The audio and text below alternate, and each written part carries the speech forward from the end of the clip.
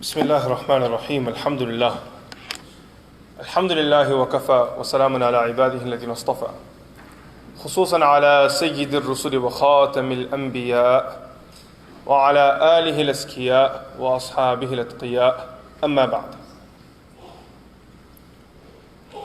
In Surah An-Nur, Allah subhanahu wa ta'ala presents many beautiful examples. Some of them, unfortunately, are too lengthy to be discussed in our short window. For example, Allah subhanahu wa ta'ala gives an example of His light. Allahu nuru as-samawati wal-ard. Mathalu nurihi kamishkatin fiha misbah. Al-misbahu fi zujaja ila akhir al-ayah. Where Allah subhanahu wa ta'ala discusses this very detailed, deep example of the light of Allah subhanahu wa ta'ala. Now, this light of Allah subhanahu wa ta'ala is given to the heart of the believers. And it's with this light that they are able to distinguish between right and wrong. It's this light that guides them to the treasures of the hereafter and ultimately the pleasure of Allah subhanahu wa ta'ala. This is why one thing you find Rasulullah sallallahu alayhi wa sallam making dua for regularly was this light.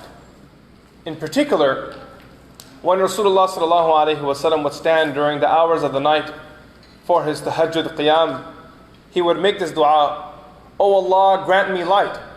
Allahumma ja'alni nura, Allahumma ja'al nuran an yamini wa an shimali. O Allah, give me light from my right, my left, wa min fawqi, wa min tahti, from above me, from beneath me, from all angles. Fi lahmi nura, wa fi asabi nura, wa fi admi nura, wa fi bashari nura. Place nur in my existence. And every element of my body, place nur there, because it's through this light that Allah subhanahu wa ta'ala guides people. Allah subhanahu wa ta'ala says, Allahu waliyul ladhina amanu yukhrijuhum min adh-dhulumati ila nur. That Allah subhanahu wa ta'ala is the ally, the friend of the believers. He extracts them, He takes them out of darkness and brings them to light. Now, on the other side, you have people who turn away from this light of Allah subhanahu wa ta'ala, who reject this light, who don't want this light. Allah subhanahu wa ta'ala is trying to guide them, but they reject it. Now the people who reject this light of Allah fall in one of two categories. Either these people are advocates towards darkness, they call people towards misguidance, they call them towards immorality, they call them towards deviance, they call people towards disbelief. These people are mouthpieces for the shaitan in the world. Allah subhanahu wa ta'ala presents an example for them in verse number 39 in Surah An-Nur. And then in the following verse, Allah subhanahu wa ta'ala in verse number 40 presents an example of people who are the followers of these people. People who follow them blindly and they aren't thinking. They aren't being critical of what's happening with them. They're shortchanging themselves. They're not investing in the akhirah and they're making a silly mistake of being fooled for lowly, temporary worldly pleasures. Allah subhanahu wa ta'ala says in verse number 39, وَالَّذِينَ كَفَرُوا أَعْمَالُهُمْ كَسَرَابٍ بِقِيعَةٍ يَحْسَبُهُ الظَّمْآنُ مَاءً. The example of the one who does deeds and that person is a disbeliever. This person is working hard, they're struggling, they're pushing, because every human being has to grind in life. You have to push through life. Life isn't going to present itself and its pleasures on a platform. You have to work for it. Either you work for the akhirah or you work for the dunya. There is no way for you to live without struggling and working. You can never attain any sort of success. You have to choose where you want to channel your energy towards, either a temporary quick gain or a gain in the hereafter that's everlasting. Allah subhanahu wa ta'ala says, وَالَّذِينَ كَفَرُوا أَعْمَالُهُمْ. The example of those who do deeds, who work, but yet their belief is corrupted, كَسَرَابٍ بِقِيعَةٍ يَحْسَبُهُ الظَّمْآنُ مَاءً. Their example is like a mirage that lies biqiyah. Qiyah refers to an open land. And this is where nothing grows. An open land where nothing grows, this is where mirages will usually occur. يَحْسَبُهُ الظَّمْآنُ مَاءً. ظَمْآن أي al-'atshan. Someone who's thirsty, he's traveling, he sees this open land, and he sees water there. يَحْسَبُهُ الظَّمْآنُ مَاءً. It's not that he finds water there, he assumes that there's water there. And he keeps walking in that direction, حَتَّى إِذَا جَاءَهُ. When he comes to that area, that place, لَمْ يَجِدْهُ شَيْئًا. He finds nothing there at all. All the promises shaitan made to him are all false. All of the peace shaitan promised this person are not true. all of the luxuries that shaitan promised this person, as that person's dying on their deathbed, they begin to realize these luxuries have no worth at all.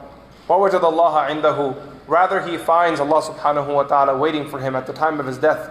فَوَفَّاهُ حِسَابًا. Allah subhanahu wa ta'ala will then hold that person accountable and fully compensate that person based on what they did. وَاللَّهُ سَرِيعُ الْحِسَابِ. And Allah subhanahu wa ta'ala is very quick in accounting. He is very quick in compensating His servants. Those who do bad, they will be compensated accordingly. Those who do good will be compensated accordingly. Now in verse number 40, Allah subhanahu wa ta'ala gives the example of the one who isn't thinking. At least that first person was thinking. He thought there was water there. He was walking in that direction. He was telling people, follow me, there's water there. He was fooled because there was a mirage there. Water really was never there. Now the other example is of someone who doesn't have the ability to think for themselves. These people are just followers. They have no understanding, no critical thinking. They aren't willing to challenge what everyone is saying is to be right. What everyone is saying, they just do it. You ask this person, where are you going? He says, with them. You ask them, where are they going? He says, I don't know. They're just going somewhere. And since the whole group, a large society is going somewhere, it has to be right. If everyone in America and all these people have, a BA at the minimum, and these people have masters and they have doctorates, they have to be intelligent people. What they're doing must be right. There's no way these people could be wrong. How could these people be wrong when they have the wealth of the world? How can these people be wrong when they are viewed as the cream of society, of humanity? How could they be wrong? So now Allah subhanahu wa ta'ala gives an example of this person. أَوْ كَظُلُمَاتٍ فِي بَحْرِ لُجِّيٍّ. Like a person who is in darkness. فِي بَحْرِ لُجِّي. Bahr al-Lujji means a very deep, uncharted ocean. Lujji means like a body of water that's so deep, it's so deep that human beings generally don't even go that far. A person enters into a darkness within an unfathomable sea. يَغْشَاهُ مَوْجٌ مِّن فَوْقِهِ سَحَابٌ. This person is traveling in this dark water, and all around him is water. There is no land. There is no sight of land for this person. He doesn't know where he's going. It's just dark water, and he's surrounded by darkness. One wave slams against his ship, and then another wave slams against his ship. And he looks up, and all he can see is darkness there. There are clouds surrounding this person. It's so dark. His life is so dark. إِذَا أَخْرَجَ يَدَهُ لَمْ يَكَدْ يَرَاهَا. Even when he tries to look at his hand, he can't see it because everywhere he looks, there's darkness. This person doesn't have any guidance at all. Ubay ibn Ka'b, while commentating on this verse, he said, فَهُوَ يَتَقَلَّبُ فِي خَمْسَةٍ مِّنَ الظُّلْمِ. This person, he roams in 5 different layers of darkness. كَلَامُهُ ظُلْمَةٌ. His speech is darkness. There is no guidance there. عَمَلُهُ ظُلْمَةٌ. His actions are darkness. There is no guidance there. مَدْخَلُهُ ظُلْمَةٌ وَمَخْرَجُهُ ظُلْمَةٌ. The scenarios and challenges in life that he steps into, there's darkness there. And the one he exits from, there's darkness there. And then lastly, مَصِيرُهُ يَوْمَ الْقِيَامَةِ إِلَى الظُّلُمَاتِ إِلَى النَّارِ. Ultimately, all of this darkness in this person's life is leading him to the ultimate darkness, which is Allah subhanahu wa ta'ala's punishment waiting for this person in the hereafter. Allah subhanahu wa ta'ala is warning us in this verse. Don't be people of darkness. You can choose to go with what human beings view to be right, what human beings assume to be guidance. Always keep in mind, whenever human beings compose a law, whenever human beings compose a document of guidance, their focus will always be on guidance in the world. That's what their focus is going to be on. How can we make you successful in the world? And these standards of success have been set by human beings. They're arbitrary and purely monetary. They're very physical things. It's very, a dollar amount, it's a degree, it's a house, it's a car. These are things that we set success based off of. Allah subhanahu wa ta'ala in the Quran isn't willing to sell His beautiful beloved servant for something cheap like the world. Allah subhanahu wa ta'ala is guiding you through your worldly affairs, and this is what makes divine law and divine revelation so special. It isn't only obsessed and concerned with your worldly life, even though Allah subhanahu wa ta'ala teaches us through revelation how to be the best human beings in the world. Rather, its focus is on the akhirah. How can you gain the most in the akhirah? And if you have to lose out in the world at the cost of gaining in the hereafter, the Quran will guide you towards which one? The hereafter. Take the hereafter all day, every day.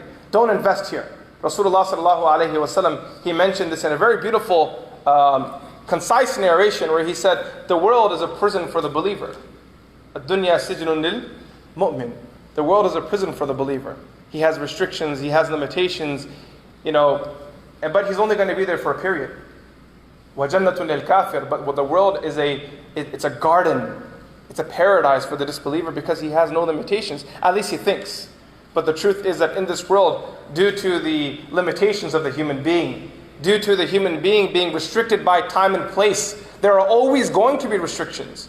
But all of these restrictions will be lifted. Allah subhanahu wa ta'ala says in the hereafter, وَلَكُمْ فِيهَا مَا تَشْتَهِيهِ الْأَنفُسُ وَتَلَظُّ الْأَعْيُنُ. That in the hereafter you will have never-ending pleasure. But you have to be willing to sacrifice in this world. Allah subhanahu wa ta'ala closes off the verse, وَمَنْ لَمْ يَجْعَلِ اللَّهُ لَهُ نُورًا فَمَا لَهُ مِن نُور. And whoever Allah subhanahu wa ta'ala has granted no light, that person has no light at all.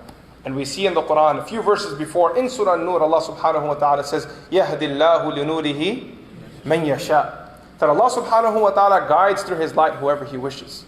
So on this beautiful night of Ramadan, in this beautiful gathering, we ask that Allah subhanahu wa ta'ala guides us through His light. And that Allah subhanahu wa ta'ala inspires our hearts with this beautiful light. That we only see through this light, we only yearn this light, we only desire this light, we only increase in this light. And that we never walk towards darkness ever again in our life. Wa sallallahu ta'ala ala Sayyidina Muhammad. Assalamu alaikum wa rahmatullahi ta'ala wa barakatuh.